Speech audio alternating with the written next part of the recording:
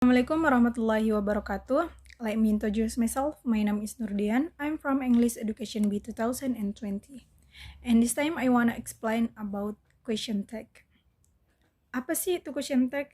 Sebelum masuk ke pembahasan mengenai question tag, saya akan menjelaskan apa sih yang dinamakan dengan auxiliary. Auxiliary ini merupakan kata kerja bantu dalam sebuah kalimat itu sendiri. Dari to be terdiri dari 3D, yaitu ada do, does. Kemudian terdiri dari 3H, yaitu ada have, has, dan dari modal. Nah, teman-teman masih ingat dong apa itu to be? To be itu ada yang present. Gimana kita pakai, dimana kita menggunakan am, is, dan are. Dan juga ada past, yaitu kita menggunakan was dan were. Kemudian ada 3D, yaitu present yang dimana kita menggunakan do dan does. Kemudian past yang kita menggunakan did. Kemudian ada H3, yaitu present dimana kita menggunakan have dan has. Kemudian ada past yang kita menggunakan had. Kemudian juga ada modals, di mana kita menggunakan will, can, may, must, dan lain-lain. Nah, contoh kalimat yang menggunakan question tag. Kalau dalam bahasa Indonesia itu contohnya seperti kita sudah makan kan.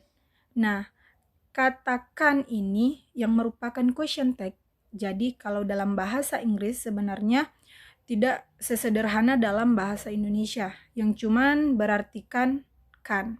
Nah, dalam bahasa Inggris punya aturan-aturan yang harus dipatuhi apabila kita ingin memberikan teks dalam kalimat bahasa Inggris.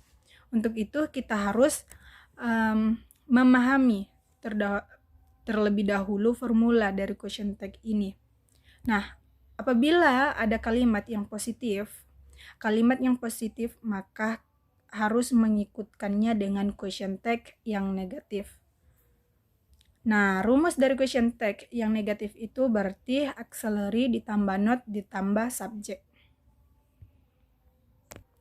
Di sini aku perjelas di mana subjek yang digunakan pada kalimat positif yang di depan, begitu pula dengan auxiliary-nya. Apabila kalimat di depan ini tidak mempunyai auxiliary, maka kita menggunakan 3D, yaitu do atau does. Tergantung dia kalimatnya present atau past. Dan tergantung apakah subjeknya itu tunggal, jamak, ataupun orang ketiga tunggal. Nah, formula yang kedua adalah kebalikan. Apabila kalimat negatif, berarti question tag-nya harus positif. Itu rumusnya dalam kebalikannya. Kalau kalimat positifnya harus negatif. Kemudian kalau kalimatnya negatif, maka question tag-nya harus auxiliary plus subjek saja. Kemudian kita bakal menelaah lebih lanjut apa sih ciri-ciri dari kalimat negatif. Pasti harus ada kata not. Nah, selain ada kata not, ada juga kalimat yang tidak menggunakan kata no, tetapi dia berarti negatif. Nah, apa sih yang menandakan kalau dia itu negatif kalau misalnya tidak ada kata not?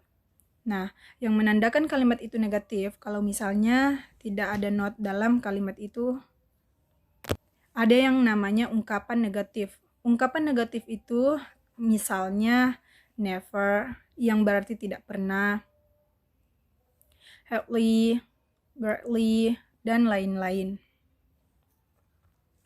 Itu semua merupakan ungkapan-ungkapan negatif.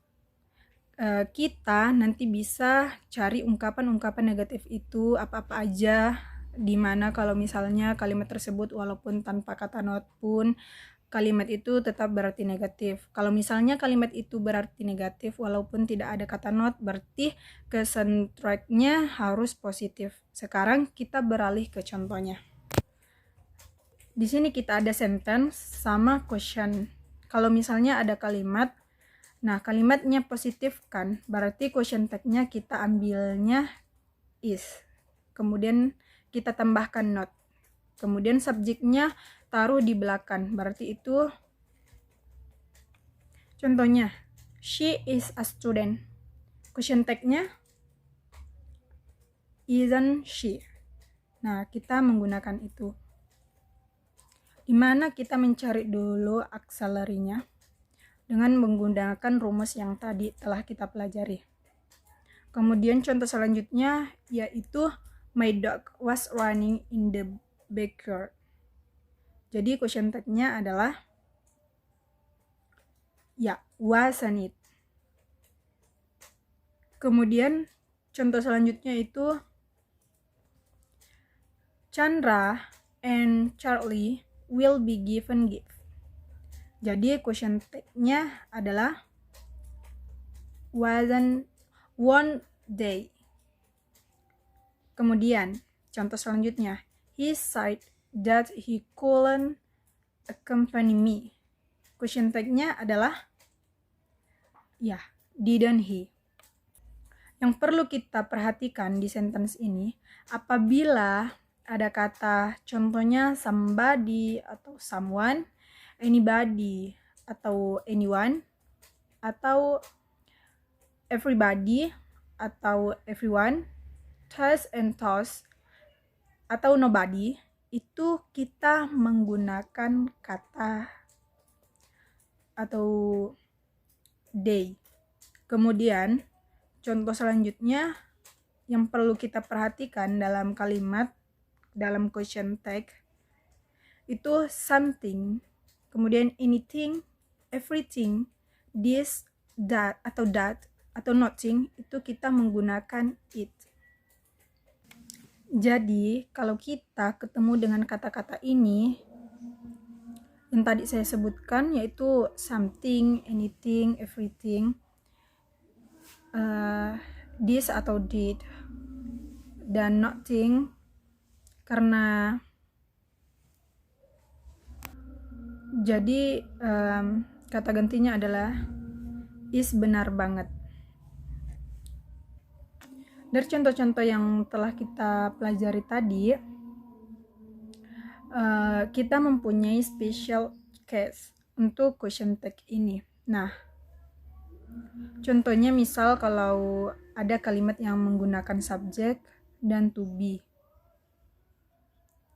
I am dalam konteks negatif, berarti I am not. Contohnya I am not. Jadi question tag-nya adalah am I. Kemudian sentence-nya I am. Jadi question tag-nya itu aren't I. Kemudian contoh selanjutnya yaitu let's. Maka question tag let's bla bla bla. Maka question tag-nya itu shall we. Nah, kita langsung ke contohnya untuk lebih jelasnya. Example, I am a student.